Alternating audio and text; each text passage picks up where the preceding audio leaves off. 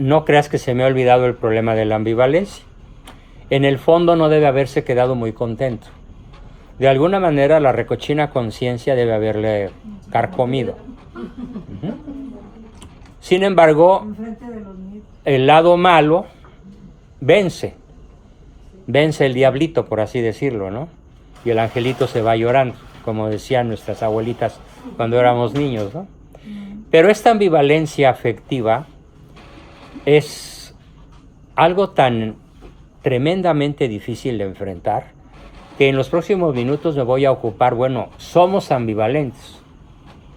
Al mal le llamamos bien, al bien le llamamos mal, y esto nos desgarra todavía más con personas que amamos pero que están en esa posición. Entonces, durante muchos años, tal vez algunas o algunos de ustedes han cometido el error de enojarse con sus hijos. Y ese es un error estratégico fundamental. Pero es lo que aprendimos. Sí, porque yo también, mi madre se enojaba conmigo, ahora yo hago lo mismo. Pero ahorita que está hablando de usted de la juventud, o sea, no sé si a las demás personas les pasó lo mismo, pero yo, por ejemplo, en mi círculo de mis amistades que tenemos la misma edad, todas pensábamos a como están pensando ahorita. Había Dios y yo creía en Dios, pero Él allá y yo aquí, muy cómodo. y sabía que abocar era pecado, pero pues no veía. Si se da, pues qué importa. Sí, hasta que fue pasando el tiempo, Y descubriste la realidad como la realidad es. Entonces, yo en lo personal digo, si yo hubiera conocido al Dios que estoy conociendo, Nunca hubieras pensado como llegaste a mis pensar. hijos no los haya tratado como los Exactamente. traté. Me dicen, no, le digo, sí, porque tú teniendo a Dios, tú piensas diferente, porque yo era muy, ¿cómo digo la palabra? Autoritario. Sí, autoritario. Tosca y autoritario. Sí. Y estoy tratando, y me cuesta, Claro. pero pues... Entonces, la ambivalencia nos ha llevado a que a ese hijo al que queremos salvar, lo tundimos a golpes afectivos. Le quitamos el afecto, lo castigamos, nos enojamos, le gritamos. Y eso es lo mismo que él introyecta, que él se traga. Y años después no quiere comer con nosotros, hace groserías, es descortés, se levanta y se va. Y cuando le quieres hablar de Dios, no te pela o se enoja contigo o te prohíbe que le hables de Dios. Porque ¿qué tan quemado está Dios? Pues tan quemada como estás tú. Porque desgraciadamente para nuestros hijos, el rostro de Dios es el rostro de los padres. Y si el padre ha sido ambivalente, si el padre ha sido hosco, áspero, autoritario, autócrata, mandón, gritón, impositivo o manipulador, que es peor, ¿sí? Todo eso nos ha llevado por ambivalentes a una situación que puede aparentemente no tener remedio. Y entonces ahora, ¿qué hacemos? Bien, primera solución o primera cosa que quiero aportarles. Lo primero que les quiero aportar es que este combate, el combate de la ambivalencia, el combate contra nosotros mismos, contra nuestro lado malo, por así decirlo, es absolutamente interminable de aquí a la muerte. Es muy fácil tomar la posición de decir, es que quiero descansar, es que ya quiero la paz. ¿Y qué sucede cuando decimos ya quiero la paz? Fíjense muy bien lo que sucede. Empezamos a ser sus cómplices. Al principio, aquí no me traigas a tu novio homosexual. Y acabamos diciendo unos años después, bueno, ándale pues. Nada más que no se quede a dormir. Y unos años después, mami, es que no se tiene a dónde ir. Bueno, está bien que se quede, pero por hoy. Y así va cediendo. Cuando no cedes, se da el fenómeno contrario. La ruptura se va ahondando por parte de ellos, o por parte tuya o por parte de ambas partes. ¿Y quién resiste una ruptura definitiva respecto de un hijo? Se puede resistir respecto de una pareja, sobre todo si la pareja fue disfuncional. Pero es casi imposible resistir una ruptura respecto de un hijo, por eso, o rompemos, más bien dicho, o ellos rompen con nosotros y nos dicen, si me vas a hablar de Dios, no te vuelvas a parar aquí. O nosotros rompemos con ellos o acabamos cediendo. Pero en el fondo, la lucha continúa. La ambivalencia sigue. Esta ambivalencia se puede tener, obviamente, en relación a todas las personas que nos rodean y por cualquier otro problema diferente a los que estamos mencionando. La ambivalencia puede deberse a los defectos de él, que en un momento dado me parecen intolerables, a mis propios defectos que me parecen vergonzosos, a los defectos de mis padres que me parecen inadmisibles, de mis hijos o de quien sea. Y voy a adoptar esa doble posición. Te amo pero te odio. Te busco pero te rechazo. Te amo pero te grito. Te acaricio pero te pego. Te amo, te digo que te amo, pero te humillo. Te digo cosas bonitas, pero también te digo cosas sarcásticas. ¿Sí? Y luego cuando tú me dices a mí cosas sarcásticas, pues me enojo, me molesto o te grito. Y la ambivalencia, pues, es el cuento de nunca acabar. Bien, propuesta de soluciones. La primera propuesta de solución es que si quieren ganar, como decían los viejos romanos, si quieren ganar la guerra, ¿saben qué decían los romanos? Que los hizo dueños del mundo conocido durante 1400 años, 14 siglos. Si consideramos que el Imperio Romano fue tanto occidental como oriental, y el oriental duró 1000 años más que el occidental. ¿Sí? La caída de Constantinopla se da 1000 años después de la caída de Roma. ¿Y por qué Roma fue tan poderosa, tan imbatible, tan invencible durante milenio y medio? Porque tenían un dicho que, aplicado a lo que estamos hablando, nos puede dar un resultado maravilloso. El dicho romano era si vis pacem para bellum. ¿Cómo se llama la marca de pistola más famosa fabricada en Europa? Y es italiana, la Parabellum. Se escribe Parabellum con doble L. ¿Y qué significa? Literalmente significa para la guerra. ¿Sí? Es una marca como puede ser aquí en Estados Unidos la Colt, ¿sí? O el rifle Remington, o qué sé yo. En Europa la Parabellum es una pistola famosísima de origen italiano que tiene el lema romano. Si vis pacem para bellum, traducción. Si quieres la paz, prepárate para la guerra. ¿Sí? Entonces, ¿qué significa? Que la ambivalencia la tenemos que considerar como un problema con el que vamos a pelear toda la vida. ¿De quién es esa frase? De romano. No, ¿de quién? Se originó en la cultura romana, pero no tiene un autor conocido. Posiblemente algún jefe guerrero, algún jefe militar, algún emperador. Hay algunos de cuya historia conocemos un poco más, como el caso de Julio César, o de Cicerón, o de algunos grandes ideólogos romanos. Pero esta frase de si vis pacem para bellum, pues podremos decir que es anónima. Pero tiene un valor extraordinario. No, ¿verdad? ¿Quieres la paz? Prepárate para estar en guerra todos los días de tu vida. Aquí no hay paz nunca. La ambivalencia es una condición humana con la que vamos a vivir las 24 horas del día hasta el final de nuestra existencia. Claro, tiene sus elevadas, sus bajadas, sus asegúnes, sus circunvoluciones, sus momentos de crisis, sus momentos de tranquilidad, pero la ambivalencia existe siempre. Siempre. Primera regla para podernos enfrentar a ella. Nunca esperes que el combate contra la ambivalencia se acabe pronto o se acabe hoy. Si vis pacem para bellum. Si quieres la paz, prepárate para estar en pie de lucha siempre. Y bueno, y viene aquí el segundo gran problema.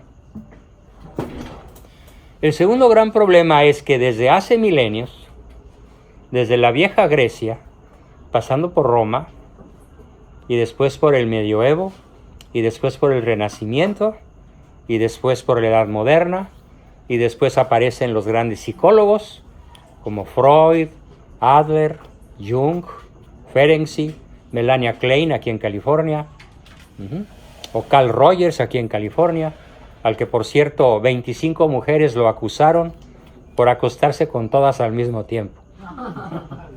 Hacían la tarea contra la frigidez en la cama del Señor, ¿no? O sea, qué bueno que le quitaron su licencia. Entonces, estoy hablando de cómo a lo largo de milenios el problema de la ambivalencia pretendió resolverse con algo que se llama, fíjense muy bien, psicologismo. ¿Qué es el psicologismo? ¿Nunca han oído hablar de esta palabra? ¿Nunca han oído hablar de otra palabrita que se llama cientificismo? ¿Tú sí? ¿Qué es el cientificismo? ¿Perdón? La has oído, pero no sabes qué es. Bueno, se los explico. Cientificismo es un error de la humanidad que consiste en suponer que los grandes problemas de la existencia se pueden resolver únicamente con la ciencia. Ellos garantizan, los cientificistas garantizan, sostienen que llegará un momento en la historia de la humanidad en donde la ciencia haya resuelto todo. No habrá más guerra, no habrá más enfermedad, no habrá más dolor, no habrá más muerte, no habrá más enfermedad, no habrá más pobreza, porque la ciencia tiene todas las soluciones. ¿Y ustedes creen que esto puede llegar a ser cierto? No. Bueno. Creen como un Dios, ¿no? Entonces, de ahí se deriva la ciencia La cienciología viene de ahí. ¿Sí? Una de las tesis, bueno, lo que pasa es que ahí ya su jefe, su inventor, el tal Ronald Hubbard, sufrió una enfermedad mortal tipo peje, que fue esquizofrenia paranoide. Él inventó que aquí arriba, a 400 kilómetros de la Tierra, hay una nave interplanetaria, ¿sí?, con un jefe intergaláctico que manda unos especie de bots a la Tierra, unos monigotes que se te meten, y que la cienciología se va a encargar de chuparte esos monigotes, esos fantasmas que te quitan tu alegría, tu salud, tu paz, tu felicidad, pero que tienes que comprarte uno de $50,000. Y estar... y ya que te compras tu máquina chupadora de esos monigotes, que ahorita no me acuerdo cómo se llaman, pero da el caso da igual, pues hay quienes se tragan el cuento de tal manera que se vuelven donadores permanentes. Y por ejemplo, este señor famosísimo actor Tom Cruise, pues por allí del 2000 yo sabía que había dado como $4 millones. Y dejó a su familia. Por la cienciología. Entonces, el cientificismo es atribuirle a la ciencia un poder que solo Dios tiene. En eso consiste el cientificismo, ¿sí? Lo cual no quiere decir que hay que despreciar la ciencia. Por esa razón, mi discusión con tus hijos va a versar sobre la ciencia. ¿Qué dice la ciencia sobre Dios? Y curiosamente, la frase más contundente acerca de Dios y la ciencia la da el científico más brillante de la historia, Albert Einstein. Y dijo lo siguiente. Bueno, dijo varias cosas, voy a citar varias. La primera cosa que dijo es: no me interesa saber qué había después o qué ha ocurrido después del Big Bang. A mí lo que me interesa saber es qué había antes. Porque si la nada produce, ¿qué produjo el universo? Y empieza a pensar, ¿qué produjo el universo? ¿Quién produjo el universo? Por ahí va a ser la discusión con tus hijos. ¿Se produjo solo?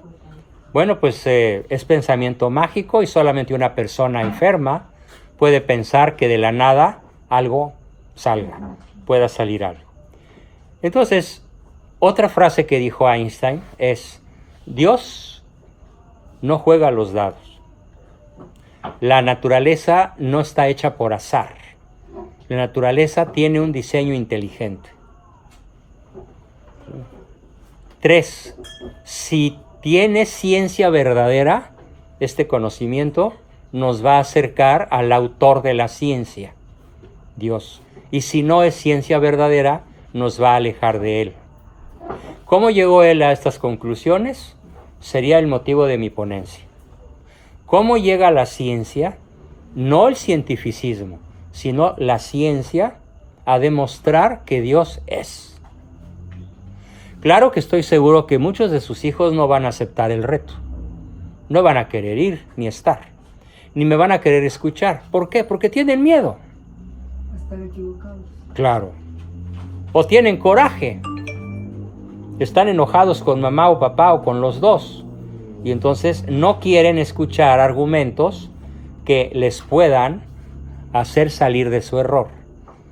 Pero yo como bulldog seguiré mordiendo y mordiendo hasta arrancar el pedazo y lograr que empiecen a abrirse a la posibilidad de reconocer que la nada produce. Y si hay algo, es porque algo había. O mejor dicho, ¿por qué hay algo en lugar de nada? Porque si la nada produce, ¿por qué hay algo en lugar de nada? Porque si no había nada, debería seguir habiendo nada. ¿Cómo es que empezó a haber algo? Luz, movimiento. Y simplemente la pregunta que les voy a hacer, a ver qué me dicen es: ¿puede un ser que todavía no es decidir ser? Bueno, entonces, ¿pudo la creación decidir ser ella sola antes de ser? No. Y al que diga que sí, le puedo dar ciertas respuestas para hacerle ver que lo que está diciendo es pensamiento esquizofrénico, pensamiento mágico, pensamiento enfermo. Bien, entonces, el primer recurso que vamos a tener contra el cientificismo es el siguiente. La ciencia, la psicología, solitas no tienen respuestas a las preguntas esenciales. ¿Cuáles son las preguntas esenciales? Yo te propongo que como manera de invitarlos les digas: a ver, hijo, ¿cuáles son las 3 preguntas esenciales que toda persona inteligente algún día de su vida se va a responder? ¿Alguien le puede decir cuáles son las 3 preguntas más importantes que un ser humano se puede formular? ¿Quién soy? ¿Qué hago aquí? ¿A dónde voy? ¿Quién soy? ¿De dónde vengo? ¿De dónde vengo? ¿Y a dónde voy? Y no me digas: coño, pues soy español, vengo de Barcelona y voy a Madrid. Déjaselo por favor al más bruto de los brutos, ¿no? Como católicos, pues ya sabemos eso, ¿no? Es que ese es el problema, que no le vamos a dar una respuesta desde la fe. Le vamos a dar una respuesta desde dónde. La ciencia, la psicología. Ciencia y psicología. Filosófica. Una respuesta filosófica, muy filosa. Tremendamente filosa. Entonces, el primer gran recurso que tenemos contra el ateísmo, el resfrío, el alejamiento, la distancia, la ruptura de nuestros hijos, se llama filosofía. ¿Quieren rescatar a sus hijos? Aprendan filosofía. ¿Cómo se va a llamar esta charla? No es una charla. Va a durar 25 años mientras Dios me dé vida. Para encontrarla en Es un YouTube. proceso de formación. No, yo me refiero para encontrarla en YouTube. Hay muchas, se las voy a mandar. Ya quedé que se las voy a mandar. Una de ellas, la que más recuerdo ahorita en la memoria, se llama Las 5 vías de Santo Tomás de Aquino para demostrar la existencia de Dios. Así está en Esta la YouTube. está grabando, ¿no? Esta la estoy grabando, por supuesto. Es lo que preguntaba, ¿cómo la va a llamar? Ah, esta la voy a llamar Recursos contra la ambivalencia. Sí, así la voy a llamar. Y si me recuerdas, Luzma, por favor. Digo, Lucy. Recursos contra la ambivalencia. El primer recurso de nosotros, padres de familia, es aprender lo que nuestros hijos nunca aprendieron. A nuestros hijos nadie les enseñó a pensar. Nadie les enseñó filosofía. Nadie les enseñó lógica. Nadie les enseñó epistemología. Cuando yo era chavo de secundaria, sí nos enseñaron todo eso. En la prepa nos enseñaron todo eso. Pero además yo ya lo traía de casa. Y lo más divertido era corregir a los maestros porque mi papá sabía más que ellos.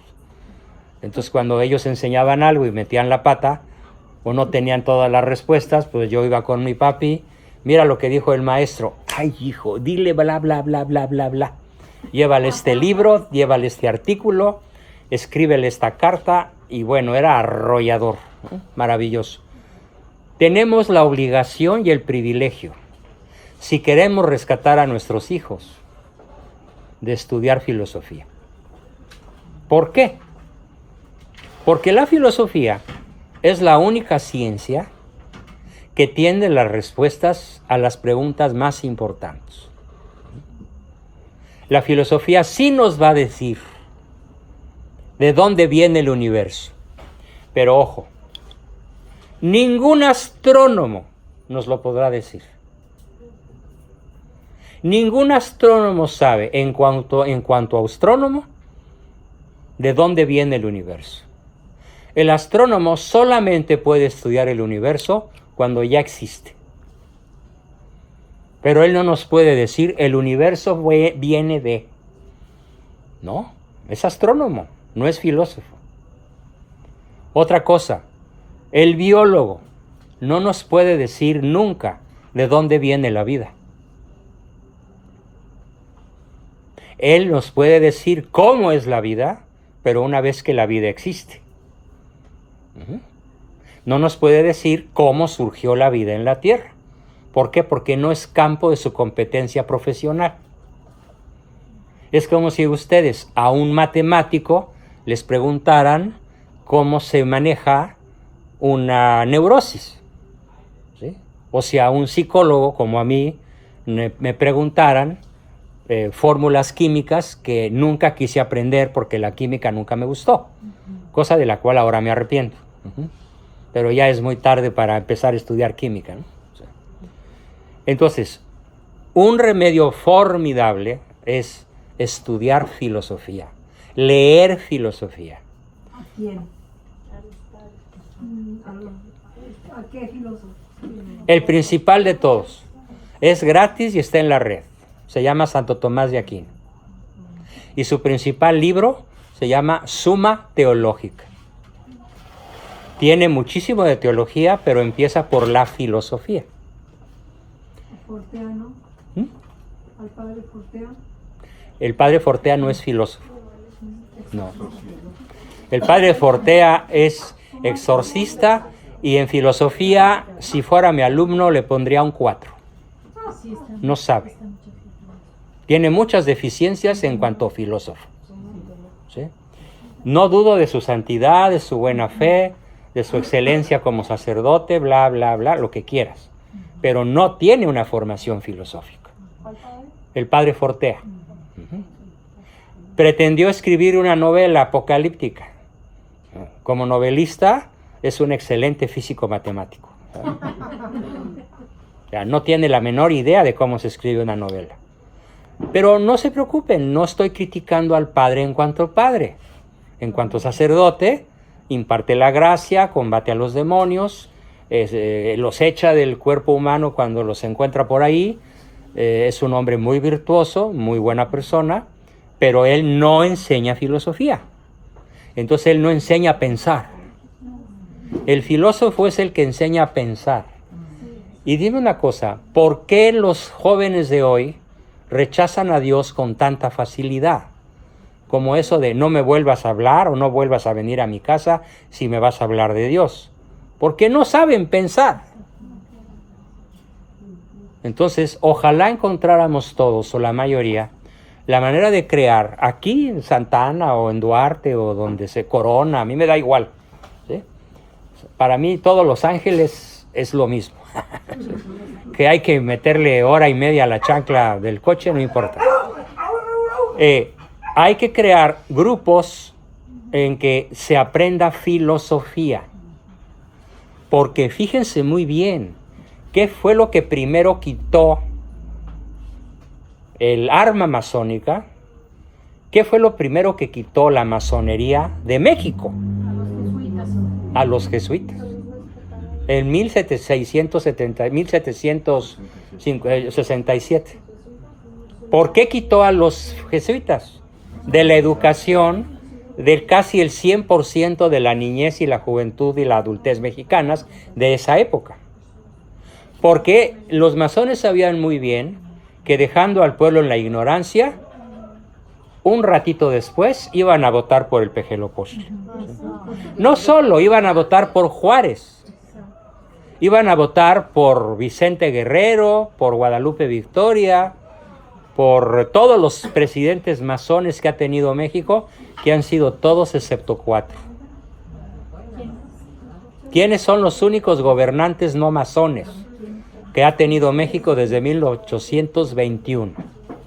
Bueno, ya que estamos en el mes patrio, les daré un breviario patriótico cultural de 5 minutos. Paréntesis. ¿Sí?